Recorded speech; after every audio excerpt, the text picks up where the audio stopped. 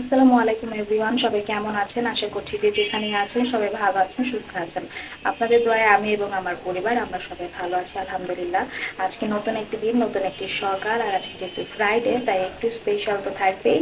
আর আজকে আমি চলে এসেছি নাস্তা মেক করতে, আর আজকে থাকবে আমাদের বাঙালির ন্যাশনাল ব্রেকফাস্ট।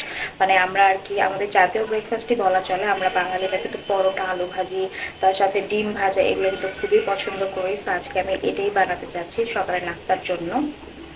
আলু ভাজি অলমোস্ট হয়ে গেছে, আর এখানে চায়ের পানিও দিয়ে দিয়েছি, আর পরোটার ডো কিন্তু রেডি হয়ে গেছে, আর চায়ের লিকারটাও দিয়ে দিয়েছি। এর মধ্যে কিন্তু আমি পরোটা বেলেও নিয়েছি, এখন পরোটাগুলো ভেজে নিচ্ছি।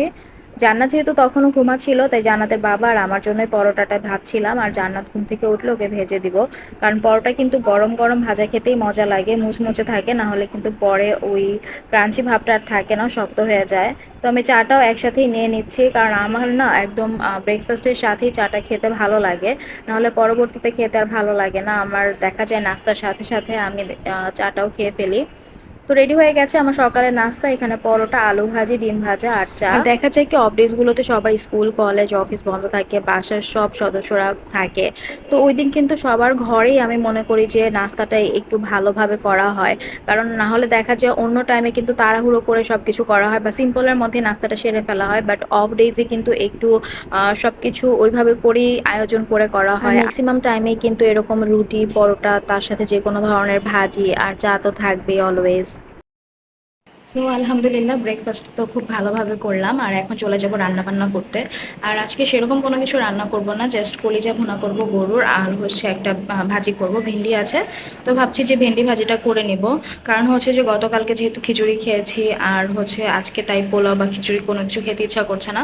তো ভাবলাম যে সাদা ভাত করি, তার সাথে আম্মু যে ভর্তা দিয়েছিল তো ওগুলা সবই আছে।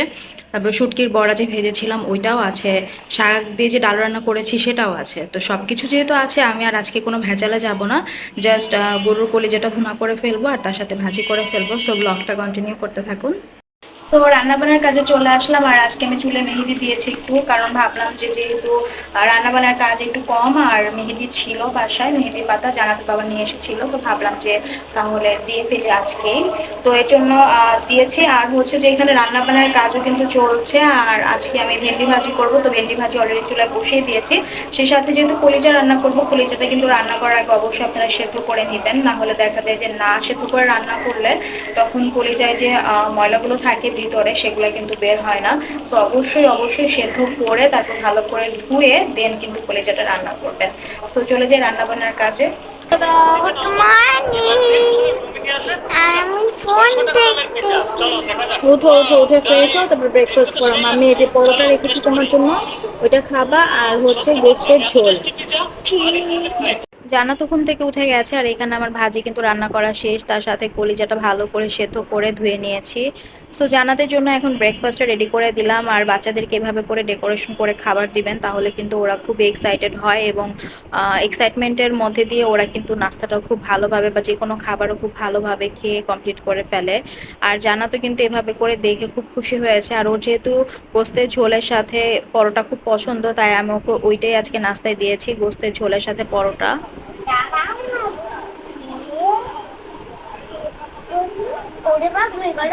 You happy? Okay, enjoy your breakfast. আর এদিকে দেখলাম ওয়েদার হঠাৎ করে খুবই খারাপ হয়ে গেছে, মনে হচ্ছিল একদম তুফান ছাড়বে। তো রান্না করতে করতেই বারান্দায় চলে এসে দেখলাম যে প্রচুর বৃষ্টি হচ্ছে, প্রচুর বাতাস। আমার তো খুবই ভালো লাগছে, এবং বৃষ্টিতে ভিজতে ইচ্ছা করছে, বাট কোনো ওয়ে নেই বৃষ্টিতে ভিজার।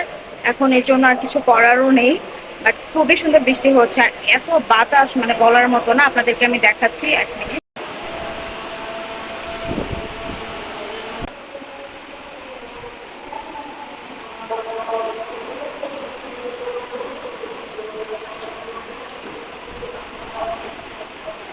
বাহিরে আসলে এত সুন্দর বৃষ্টি হচ্ছে, আমার তো ঘরেই থাকতে ইচ্ছা করছে না, মনে হচ্ছে যে বাহিরে যে বৃষ্টিতে ভিজে আসি।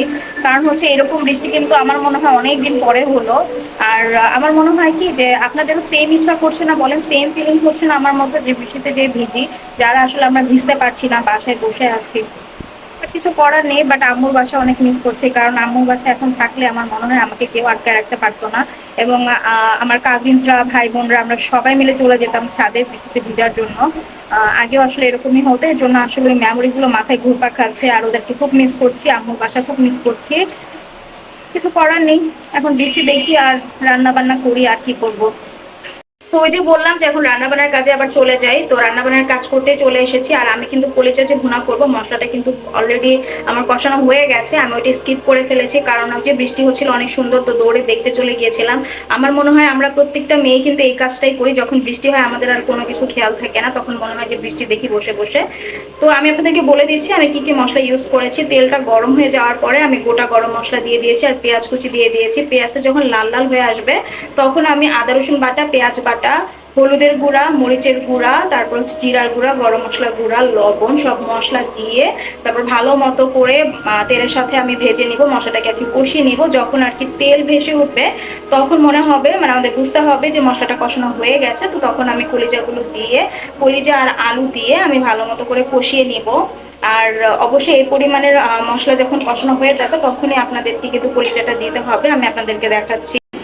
সো এই যে মশলাটা ভালো করে কষানো হয়ে গেছে, এখন আমি কলিজা আর আলু দিয়ে ভালো মতো প্রথমে কষিয়ে নিব, তারপর যতটুকু পরিমাণ পানি দরকার পানিটা দিয়ে এই যেভাবে রান্নাটা করে ফেলবো। রান্না কিন্তু আমার কমপ্লিট, আর দেখতে কিন্তু খুবই সুন্দর হয়েছে, একদম মাখা মাখা করে ভুনা করেছি। তো টেবিলটা গুছিয়ে ফেলেছি, আর জানাতের বাবা তখনও আসেনি, যেহেতু বাইরে বৃষ্টি হচ্ছিল, তাই ওর আসতে একটু লেট হচ্ছিল। তো আসার পরে জানাতে বাবা আর আমি একসাথে খাবার খেতে বসে গিয়েছি। আর আম্মুর দেওয়া এই ভর্তাগুলো দিয়ে ভাত খাচ্ছিলাম। আর ভর্তাগুলো না এভাবে করে একসাথে সব ভর্তা নিয়ে মাখিয়ে খেতে কিন্তু খুবই মজা লাগে। যখনই এরকম ভিন্ন টাইপের ভর্তা থাকে আমি এভাবে করে মাখিয়ে খাই। আপনারাও কিন্তু এভাবে করে সব ভর্তা দিয়ে মাখিয়ে ট্রাই করতে পারেন, ভালো লাগবে। তো এই তো জান্নাত আর আমি রেডি হয়ে গেছি, এখন একটু আম্মুর বাসায় যাবো, কজ অনেকদিন ধরে যাওয়া হয় না। আর গেলেও দেখা যায় যে ওরকম কোনো কারণে যাওয়া হয়, ওরকম ভাবে টাইম স্পেন্ড করা হয় না, তাই ভাবলাম যে জান্নাতকে নিয়ে যাই, একটু যে ঘুরে আসি। আর আজকে ফ্রাইডেও আছে। তুমি কোথায় যাচ্ছ বাবা? আমি নানু মামার বাড়িতে যাচ্ছি। ওকে, ঠিক আছে।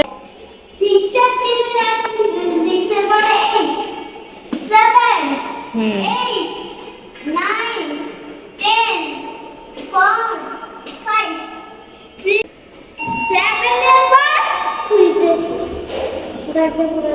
যাও যাও যাও। মামার বাড়ি যাওয়ার জন্য তৈরি, মামার বাড়ি যাওয়ার জন্য। হুম। সো অলরেডি আম্মুর বাসায় চলে এসেছি, আর এসেই জান্নাত ওর খেলনাগুলো সব বের করেছে খেলার জন্য।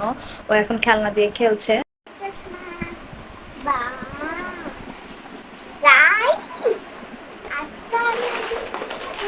জান্নাত এখানে খেলাধুলা করতে করতে ওর নানা যেয়ে কিন্তু ওর জন্য আইসক্রিমও নিয়ে এসেছে। তো আইসক্রিমটা খাওয়া শেষ করার পরেই আবার আমি বললাম চলো জান্নাত আমরা উপরে যাই, উপরে হচ্ছে আমার বড় চাচুর বাসা। তো যাওয়ার পরেই চাচু আব্বু আবার আমাদের জন্য চিপস আইসক্রিম কিনে নিয়ে এসেছে, তার সাথে আবার কাজিন আমাদেরকে মিষ্টি দিল। তো আমরা সবাই মিলে খাচ্ছিলাম, আর এই তো ও হচ্ছে আমার কাজিন। তো আমরা সবাই চিপস আইসক্রিম খাচ্ছিলাম, সেই সাথে মিষ্টি। আর জানাতে তো মিষ্টি খুবই পছন্দ, তো খুব মজা করে খেয়েছে।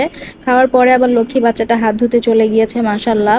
আর এইখানে চলে এসেছে আমাদের অরিও, ওর নাম হচ্ছে অরিও। অরিওকে কিন্তু জান্নাত খুবই পছন্দ করে, বাট ও আসলে আদর করতে গেলে অরিও একটু ভয় পায়। আর আমি একটু দুষ্টামি করছিলাম অরিওর সাথে, যদিও ধরছিলাম না, কারণ আমার একটু ধরতে ভয় লাগে। জান্নাত তো বিড়াল খুবই পছন্দ করে, ও মাঝে মাঝে বলেও বাসায় বিড়াল আনবে, কিন্তু ওর বাবা আমি দুইজনেই মানা করি, কারণ আমরা দুইজনেই একটু ধরতে অপছন্দ করি বা আমাদের ভালো লাগে না। তো তারপর দোতলায় চলে আসলাম আম্মুর বাসায়। তো আম্মুর বাসায় আসার পরেই দেখলাম যে আমার কাজিন চলে এসেছে, খালাতো বোন দুইটা ওরা। তারপরে এখানে আবার মিষ্টি দিল, আম্মু মিষ্টি খাচ্ছিলাম।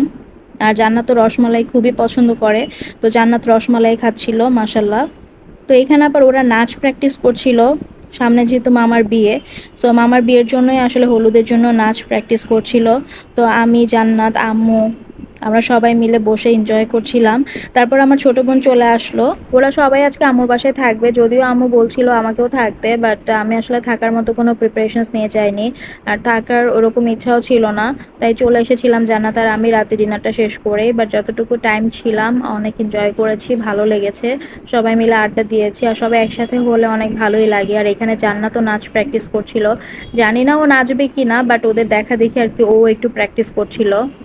তো এই তো আম্মু আবার আইসক্রিম দিল, আইসক্রিম খাচ্ছিলাম। আইসক্রিম খাওয়ার পরে আবার চা খেলাম। এখন বলতে পারেন আইসক্রিম খাওয়ার পরে চা, বাট হ্যাঁ চাটা খেতে ইচ্ছা করছিল যেহেতু সন্ধ্যায় চা খাইনি তাই। তো আম্মুকে বললাম চা বানাও, চা খাবো। তো আম্মু চা নিয়ে আসলো আমার জন্য। তো চা খাওয়ার পরে এখানে আবার ওদের নাচ দেখতে দেখতে চলে গেলাম ডিনার করতে। তো ভাত খেয়েছিলাম আমি, আর এখানে পেঁপে ভাজি ছিল, তার সাথে বেগুন দিয়ে ইলিশ আর জলপই দিয়ে ডাল এবং গরুর গোস্তও ছিল। আর আম্মুর হাতের রান্না তো সবসময় বেস্ট, যেহেতু ছোটবেলায় মার হাতের রান্না খেয়ে বড় হয়েছি। তাই যতই ভালো খাই না কেন বা যতই ডিফারেন্ট কিছু খাই না কেন, কিন্তু আম্মুর হাতের রান্নার মতো বেস্ট বা এরকম টেস্ট অন্য কোথাও পাই না। খাওয়া দাওয়া শেষ করেই তো বাসায় চলে যাব। তো যাওয়ার আগ মুহূর্তে একটু ভিডিও করলাম। তো সবাই ভালো থাকবেন, সুস্থ থাকবেন, আমাদের জন্য দোয়া করবেন। আর আমার ব্লগগুলো ভালো লাগলে অবশ্যই সাপোর্ট করবেন। আল্লাহ হাফেজ।